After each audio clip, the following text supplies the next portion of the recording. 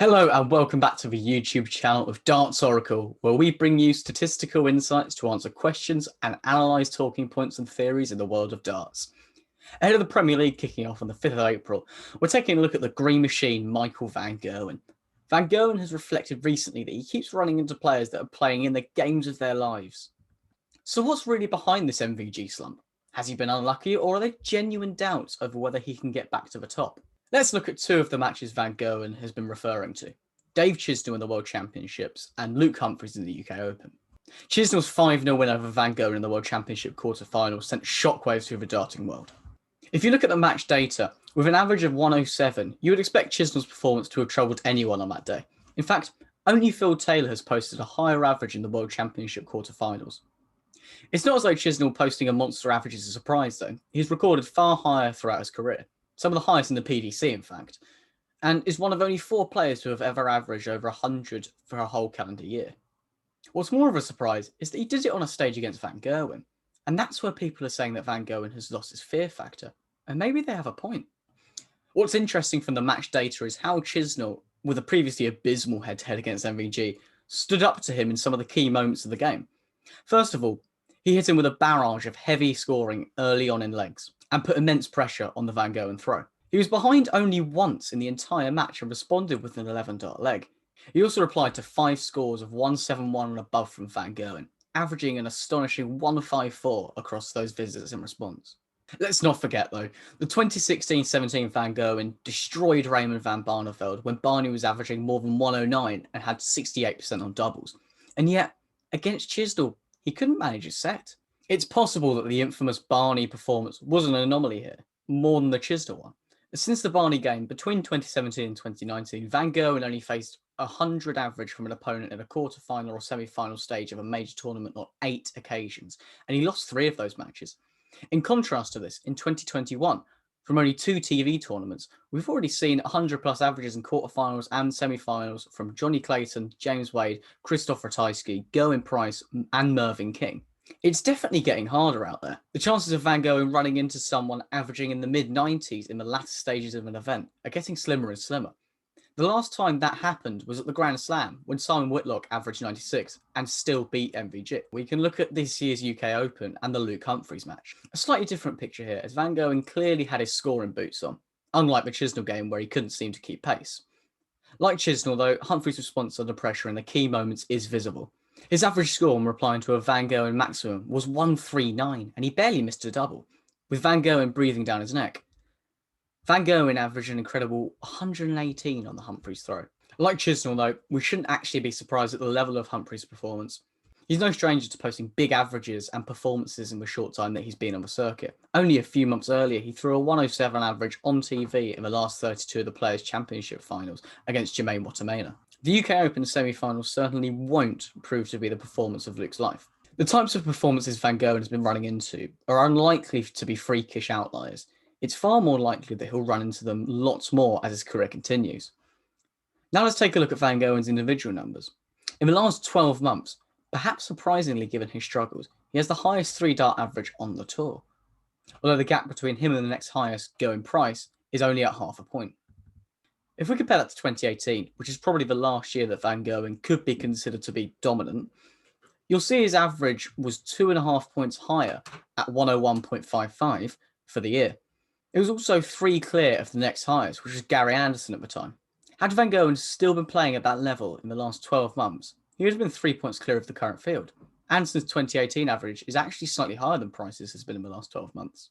If you look at Van Gerwen's average over the last 6 months only, it has increased slightly, but the gap between him at the top and the next highest, this time Peter Wright, has actually closed. And if you take the last 3 months of data only, he has increased the gap to 1.5 points at the top. This time it's Johnny Clayton who sits second, but perhaps more interestingly is that Van Gerwen is only 1 point lower than his 2018 level. And in those 3 months, he hasn't made a single final of an event.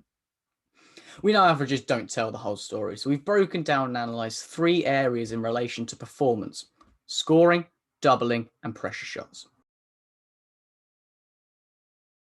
Van Gerwen's scoring has definitely dipped, although it has recovered like his overall average in the last 3 months. In this area, we look at average over the first 9 darts for leg and average over the first 3 darts for leg. the latter being an indication of how much pressure you put your opponent under from the word go. His first 9 average is second on the tour in the last 12 months and has remained fairly static. Despite his overall resurgence in the last 3 months, his stats on this metric haven't really changed, suggesting that the outer ring is where his upturn in performance has been most notable. The strengthening depth of the tour is greater on scoring than it was back in 2018, with the first 9 average of the tour almost 2 points higher than it was back then. But the highest in the last 12 months, which is Jose de Sousa, is still around the same level of Gary Anderson in 2018, who in turn was several points lower than Van Gogh at that time.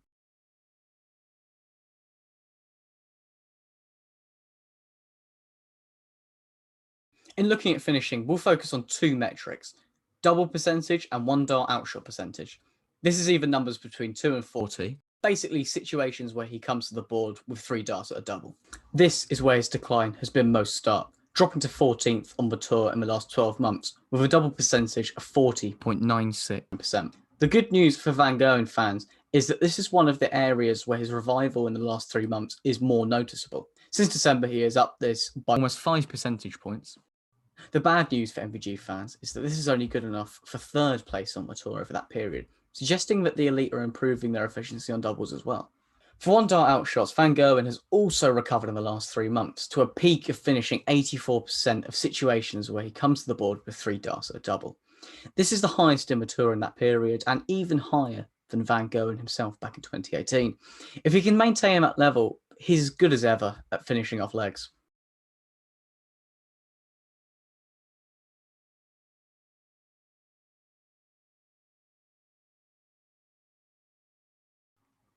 Here we look at 4 metrics: response to an opponent maximum, 3 dart checkouts, double percentage with the last dart in hand, and double percentage whilst an opponent is also sitting on a double.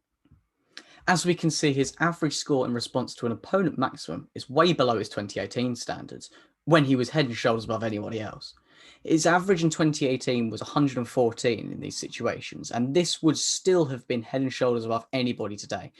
There's no doubt about it. In the scoring department, when you hit Van Gogh and he used to hit you back, the stats suggest that this isn't the case anymore. On other pressure indicators, he is moving back in the right direction. On 3 dart checkout success for the year, he sits a miserable 32nd on the tour. Unthinkable when you consider this was his forte. He has an improved success rate of 12% in the last 3 months though. The worrying thing for Van Gogh is that his rivals have taken their game to new heights in this area. Gerwyn Price has put another percentage point on top of Van Gogh stats from 2018, and others are also closing in. Gary Anderson, who was second on the list in 2018, would only just about sneak into 4th place now.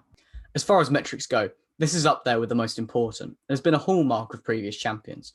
Not only does it act like a dagger in the heart of an opponent, but it is crucial to stealing legs against the throw and getting out of jail when being put under pressure on your own throw. For all of Van Gogh's positive signs recently, this is one area where he's still a few points off his fiercest rivals, at a time when the goalposts are constantly moving.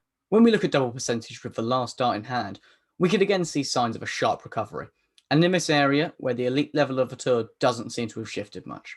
And finally, looking at double percentage while an opponent is also on a double, Van Gogh has been ruthless in the last 3 months and surpassed his 2018 standard by some way over that short period.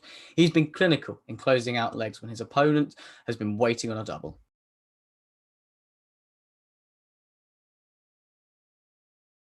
So where does that all leave us in answer to our original question? Van Gogh's stats have certainly been a long way off his previous levels. On most metrics, if you found his 2018 form, he would still be top of the pile. In some key areas, though, the bar has been raised, and in others, the gap has closed. With greater strength and depth in almost every department, it's inconceivable that he will be having his own way unless he rediscovers and then re-raises his 2018 form.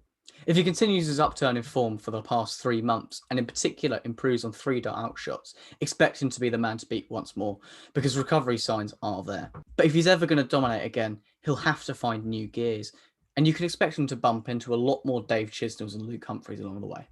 The Darts Oracle probability simulator suggests that on current form, if we were to play the Premier League 10 times in succession with this current lineup, Van Gogh will win it once or twice at best. Perhaps that undersells him a bit based on the more recent signs, but who are we to argue with the maths? Thanks for watching, and once again, feel free to comment with any queries or questions below. Don't forget to follow us and visit us at dartoracle.com.